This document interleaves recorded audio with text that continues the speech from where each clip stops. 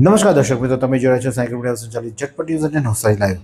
બિલ્લીમોરાના આંગણે સંગાથે સ્વર હેલીનો અદ્ભુત કાર્યક્રમ યોજાયો. શ્રીનાથ મહાદેવ મંદિર ટ્રસ્ટ અને દીપમ સંગીત સંસ્થાના સંગાથે સંગીત ગુરુ નિલેશ પટેલ અને તેમની સાથે બીજા 70 કલાકારો દ્વારા ગુજરાતી ભાષાની મૌલિક રચનાઓનો એક અદ્ભુત કાર્યક્રમ બિલ્લીમોરાના મોહનલાલ ચુનીલાલ હોલમાં યોજાયો હતો. બિલ્લીમોરા જેવા નાનકડા શહેરમાં સંગીત અને સાહિત્યની પ્રવૃત્તિઓ ખૂબ સરસ રીતે ફૂલી ફાલી રહી છે.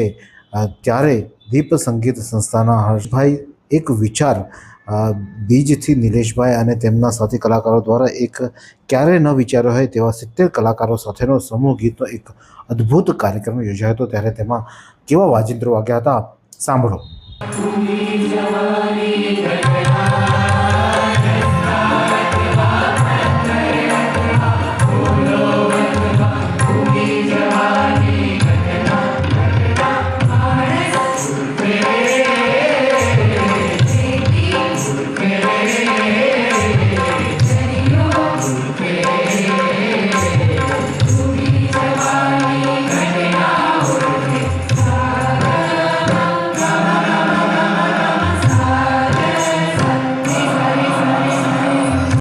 શું તમે શરીરના સાંધાના દુખાવાથી પીડાઈ રહ્યા છો કે પછી તમે કોઈ સ્પોર્ટ્સ ઇન્જરીથી પીડાઈ રહ્યા છો?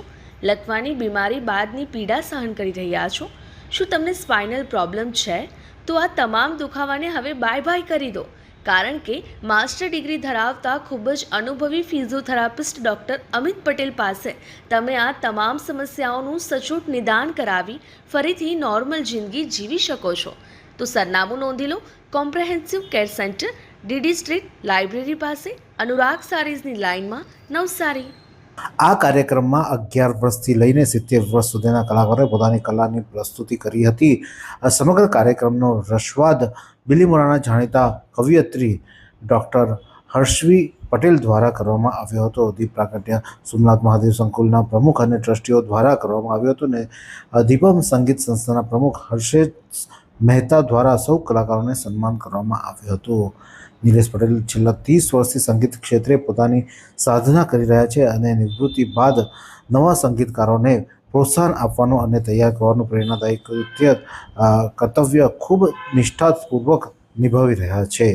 ત્યારે આ જ પ્રકારના અનવા સમાચાર માટે જોતા રહો સાયકલ મીડિયા સંચાલિત ઝટપટ ન્યૂઝ અને નવસારી લાઈવ.